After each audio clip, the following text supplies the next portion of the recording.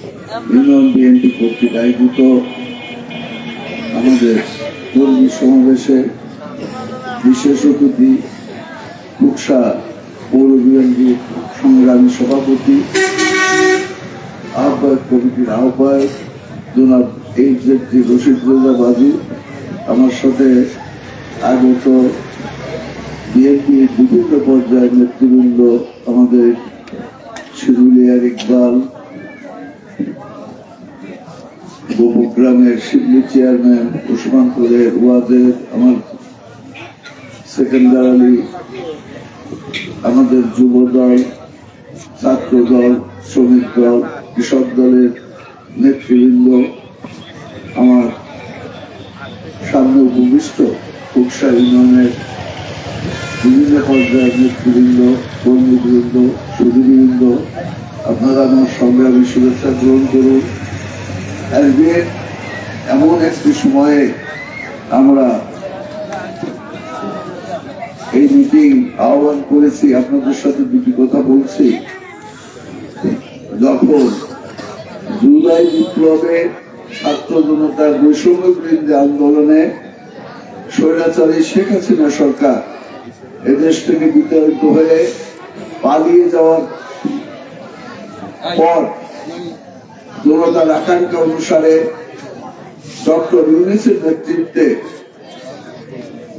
এদেশকে পুনর্গঠনের জন্য একটি তত্ত্বাবধায়ক সরকার গঠন করেছে। এই তত্ত্বাবধায়ক সরকার এসে সাধারণ মানুষের জীবনযাত্রাকে উন্নয়ন, জীবনের যে সমস্ত সমস্যা, এই সমস্যাগুলো চিহ্নিত করে আগামী দিনে তাদের এই সমাধান সহ একটি বিগত এই 17 বছর স্বৈরাচারী শেখ হাসিনা সরকার এই দেশের যারা মালিক, এই দেশের যারা ক্ষমতাশালী, সেই জনগণকে দূরে রেখে নির্বাচনের নামে দিনের ভোট রাতে করে সন্ত্রাসী বাহিনী দিয়ে, পুলিশ দিয়ে মানুষের ভোট দেওয়ার অধিকার থেকে বঞ্চিত করে নিজেই নিজের ভোট দিয়ে নিজেই নিজের সরকার গঠন করে এই 17 বছর যারা এই জনগণের আসল মালিক, এই রাষ্ট্রের আসল মালিক, এই রাষ্ট্রের মালিক কে? জনগণ। জনগণই হলে রাষ্ট্রের মালিক। আর জনগণ মালিক কোন অর্থে? জনগণ বিভিন্ন সময় যে রাষ্ট্রীয় ন্যাশনাল নির্বাচন হয়, অর্থাৎ আপনারা এমপি নির্বাচন করেন, এই যে আপনারা আপনাদের পছন্দ মতো প্রার্থীকে ভোট দেন, দলীয় প্রার্থীকে ভোট দেন, স্বতন্ত্র প্রার্থীকে ভোট দেন, যে দল সংখ্যাগরিষ্ঠতা লাভ করে তারাই সরকার গঠন করে এবং তারাই দেশ শাসন করে, জনগণের বিভিন্ন সমস্যা সমাধানের চেষ্টা করে। কিন্তু আমাদের এই 54 বছরের ইতিহাস আমরা যদি দেখি, আওয়ামী লীগ ইতিহাস, সন্ত্রাসের ইতিহাস, শেখ মুজিবের আমলে আপনারা যারা মুরব্বী আছেন, আমরা স্বাধীনতা যুদ্ধ করার পরে আমরা বলেছিলাম যে যারা মুক্তিযোদ্ধা তারা সরকারকে, শেখ মুজিবকে বলেছিল যে কোন দেশেই স্বাধীনতা সংগ্রামের পরে দলীয় সরকার আসে না। স্বাধীনতা সংগ্রামের পরে যেহেতু স্বাধীনতা সংগ্রামে সমস্ত রাজনৈতিক দল যুদ্ধে অংশগ্রহণ করে, সমস্ত রাজনৈতিক দলের কর্মীরা মুক্তিযোদ্ধা হিসাবে যুদ্ধে অংশগ্রহণ করে, তাই শুধু এক দল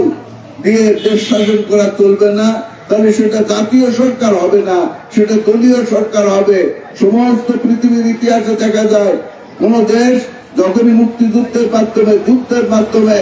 যখনই স্বাধীন হয় তখনই জাতীয় সরকার গঠন করে এবং জাতীয় সরকার সব দলের সমন্বয়ে গঠন করে দেশ পরিচালনা করে, ওই বিধ্বস্ত দেশকে গঠন করে, পুনর্গঠন করে এবং মানুষের জীবনযাত্রাকে সামনের দিকে এগিয়ে নিয়ে যায়। কিন্তু আমাদের শেখ মুজিব আমাদের কথা না শুনে, মুক্তিযোদ্ধাদের কথা না শুনে একদলীয় শোষণ,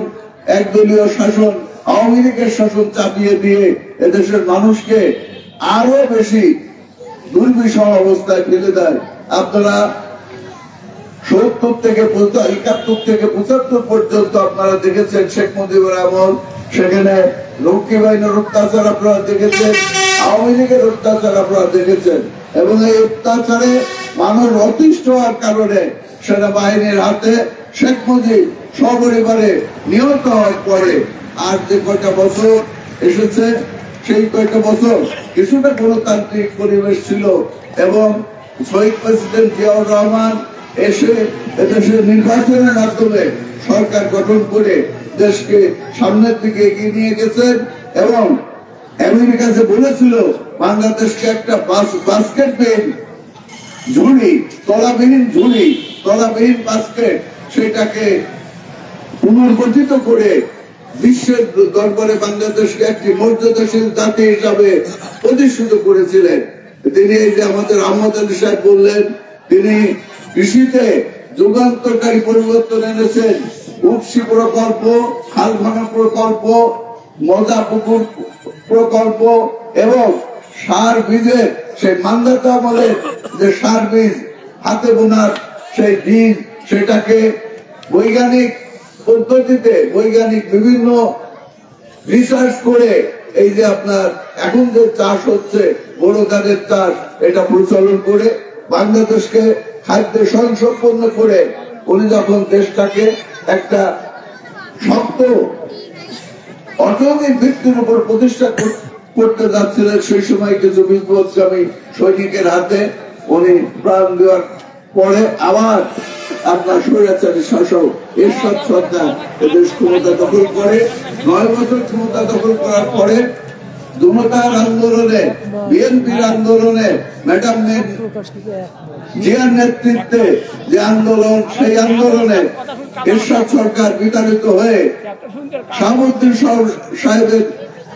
নেতৃত্বে একটি তত্ত্বাবধায়ক সরকার আসে এবং সেই নির্বাচনে বিএনপি জয়লাভ করে এবং খালেদা জিয়া প্রধানমন্ত্রী হন। খালেদা জিয়া আসার পরে আওয়ামী লীগ এদেশের মানুষকে নিয়ে কি সিনেমানি খেলেছে, সরকারের বিরুদ্ধে কত হরতাল দেখেছে, কত রকমের আন্দোলন করেছে তা আপনারা জানেন। কিন্তু আন্দোলন করার পরেও আমাদের নেত্রী বেগম খালেদা জিয়া উনি তত্ত্বাবধায়ক সরকার দিয়ে তত্ত্বাবধায়ক মাধ্যমে নির্বাচন করে উনি পরাজিত হয়েছেন। কিন্তু জনগণের যে ভোটের অধিকার, উনি পরাজিত হলেও জনগণের সেই ভোটের অধিকার থেকে জনগণকে বিচ্যুত করেন নাই। উনি পরাজিত হলেও আওয়ামী লীগের মতো ভোট ডাকাতি করে ক্ষমতায় থাকেন নাই। অতএব বিএনপি গণতান্ত্রিক দল, বিএনপি মনে করে এই দেশের মালিক জনগণ এবং জনগণের ইচ্ছাতেই সরকার গঠিত হবে, জনগণের ইচ্ছাতেই সরকার পরিচালিত হবে এবং জনগণ তাকে যে দলকে, যে ব্যক্তিকে ভোট দিয়ে নির্বাচিত করবে, সেই ব্যক্তি, সেই দল দেশ শাসন করবে। কিন্তু আওয়ামী লীগ সবসময় এই যে নীতি, এই যে গণতান্ত্রিক পরিবেশ, এই গণতান্ত্রিক পরিবেশের বাইরে যে বিভিন্ন ভাবে জনগণের এই ভোটাধিকারকে হরণ করে, জনগণের ভোটাধিকার থেকে বঞ্চিত করে নিজের ইচ্ছা মতো ভোট দিয়ে সরকার গঠন করেছে। এবং যারা জনগণের এই অধিকারকে মূল্য দেয় না, যারা এই অধিকার থেকে বঞ্চিত করে, তারাই স্বৈরাচার, তারাই দুর্নীতি পরায়ণ এবং তারাই দেশের মানুষের শত্রু হয় এবং তাদের যে পরিণত হয় শেখ হাসিনার পরিণত তাই হয়েছে।